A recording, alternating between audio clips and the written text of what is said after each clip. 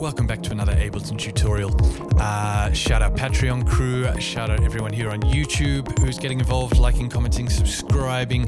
Please hit me in the comments below with things that you're finding interesting or other ideas to take some of these things that I'm exploring further that I might find interesting or other people might find interesting. It's just cool to explore these ideas with you all.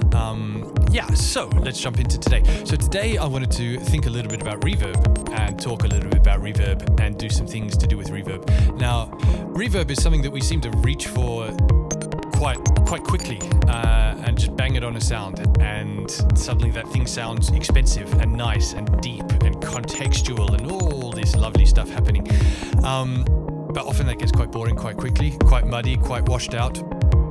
And I think also this comes from, let's think about the way that we use reverb. So on the one end of a reverb spectrum, you've got the sort of short studio delay that you might put on a snare drum and a kick drum to make something feel like they're in a space, that they're in a space together.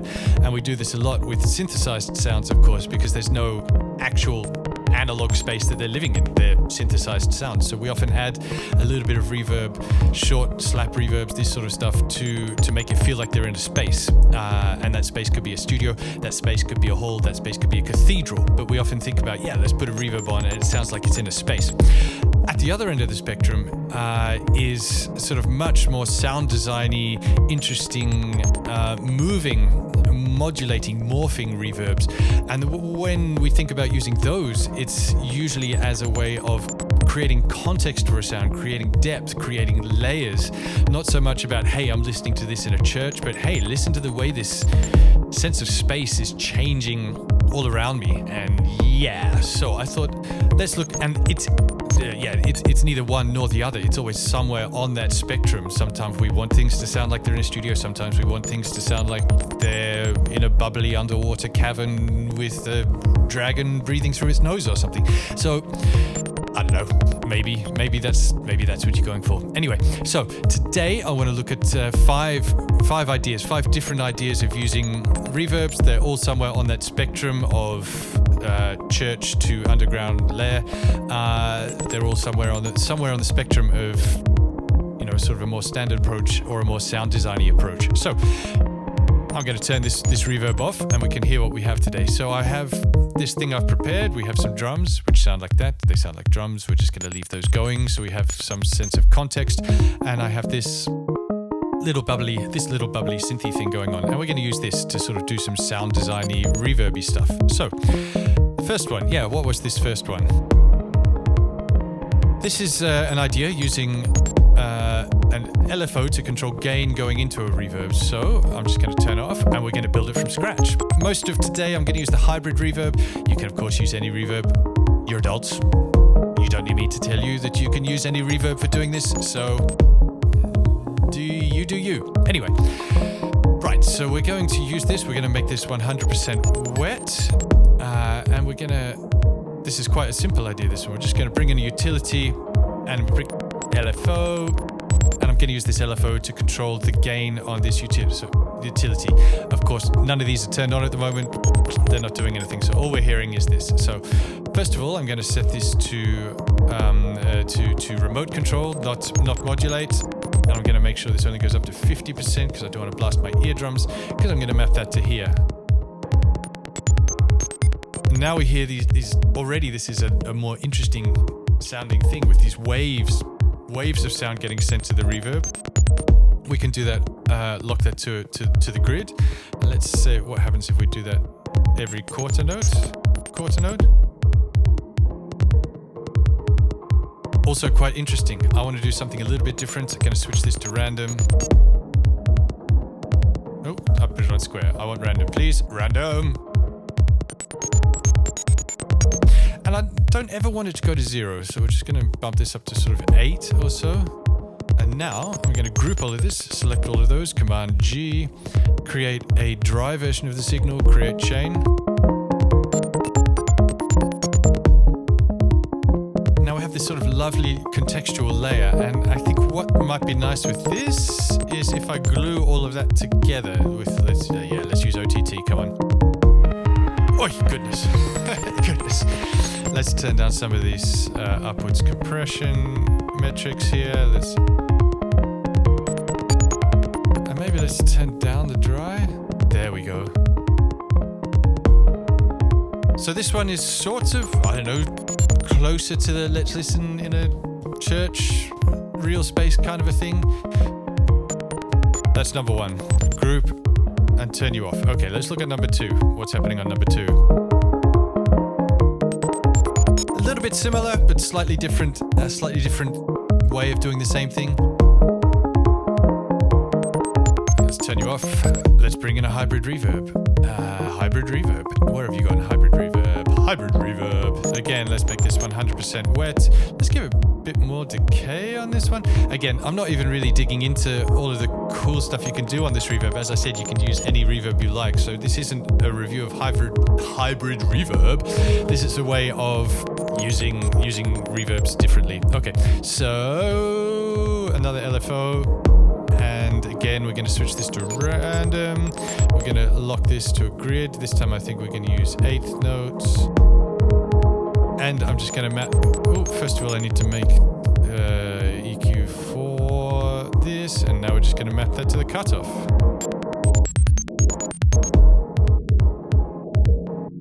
This is cool. Let's control it a little bit more. This is nice. Now, what happens if we group all of that? Add a dry layer. And this time I'm going to compress this reverb signal against the dry signal. So I'm going to bring in a compressor. You can go there. We're going to activate the sidechain. We're going to take sidechain from that sound. We want that to be pre-everything, so pre-effects. So that's taking the signal from all the way back here as my sidechain trigger. And now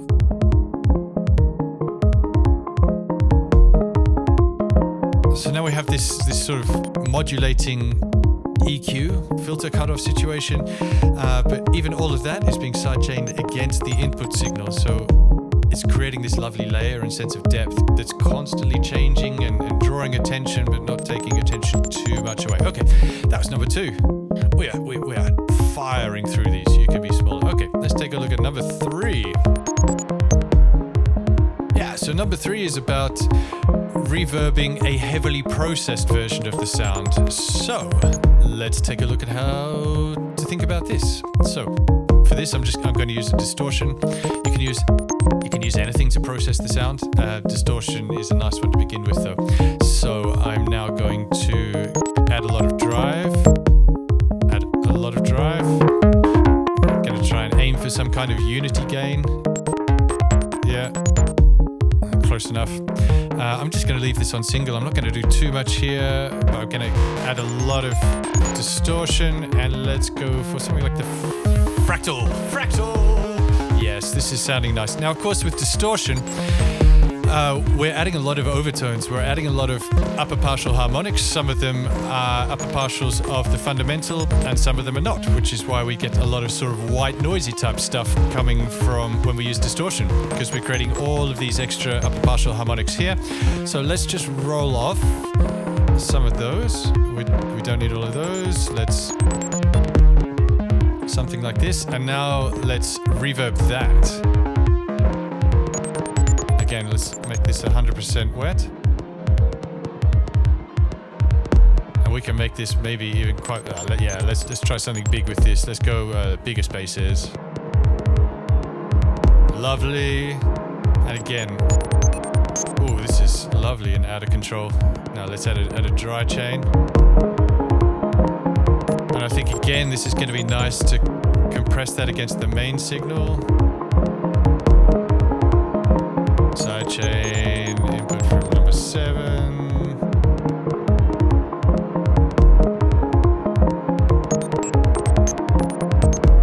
And this, maybe this.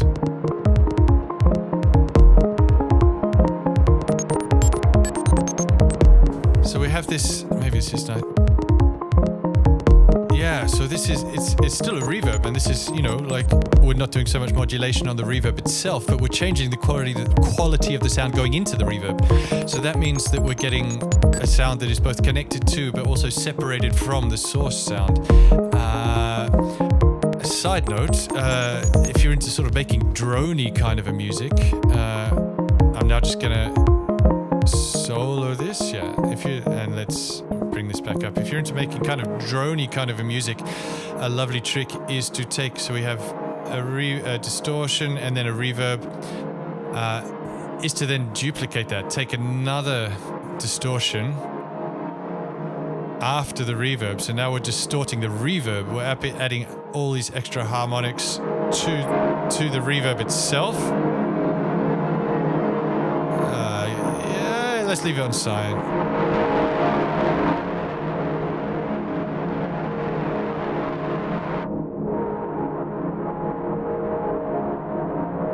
And to then maybe do a little bit of EQ on that.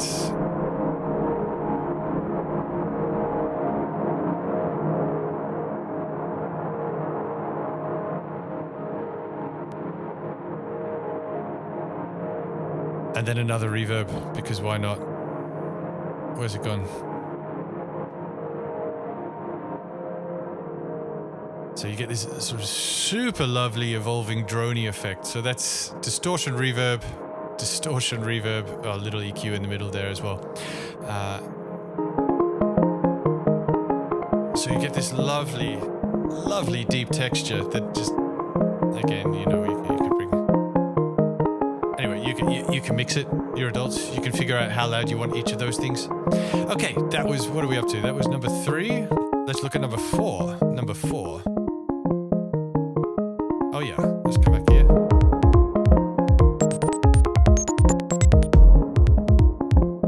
So number 4 is about using a gate and having that gate triggered by something else. So let's set this up. So we have, again, 100% wet, and let's give it a long decay. Now we're going to add a gate here. And I'm going to open up the sidechain options on this gate, and I'm going to take my sidechain input from just this big kick drum on my drum rack, which is this one. So you can see it's now only letting the reverb signal through when this big kick hits. So let's just adjust some of these. This is nice. And if I bring the floor up, it means there's always just a little bit of reverb coming through. If we add a bit of attack, maybe. Yeah, so then it almost feels like, it almost feels like it's being sidechained against the kick a little bit.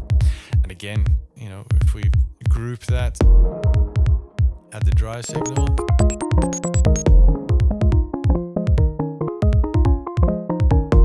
And of course, if I program in more kicks, let's just add another one.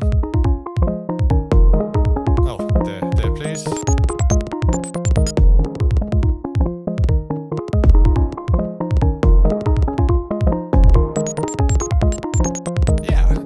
See what's happening. The more kicks, the more we get that thing triggered. Okay. Now let's take a look at. Turn that off. I think we're up to number 5. I think we're up to number 5, people. What's happening with number 5? Yeah. So this is another. I kind of like this. This is kind of interesting. Yeah. So what's going on here? Let's open it up. Let's listen to just.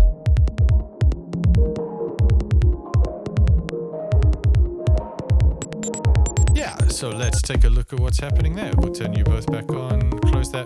So in this instance, again, let's start with a reverb. Let's start with hybrid reverb, please. 100% wet. What was going on there was using an auto filter with a very, very, very tight bandpass. So we're really controlling the spectrum of sound going into the reverb,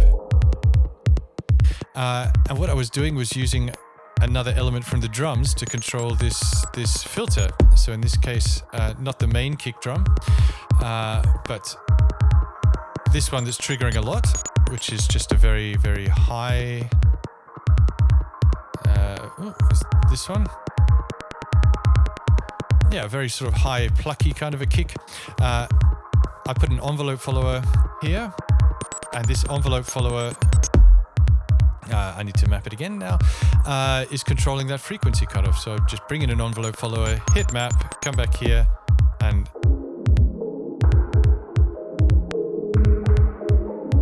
so now we can see that this little kick drum that's being triggered a lot is creating this envelope on the envelope follower.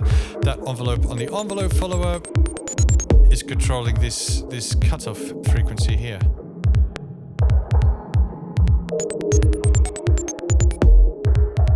Maybe it's doing it a little bit too much. I don't know. Kind of like it. Now let's see what happens if we group all of that and add in a dry signal. Yeah, so we're getting this lovely evolving reverb happening behind, and it feels connected with everything else that's going on in the track as well. It feels connected with the drums because of course it's being triggered by the drums. So there's 5 ideas for you to try to do with reverb. Hit me in the comments with other things that you're doing with reverb that are cool and exciting that we can all try as well. Let's make things not boring, hey? Not that a plate reverb on a snare is boring. We often need that. But yeah. Wow, I'm talking a lot. I should stop talking and end this video. Shout out if you made it this far.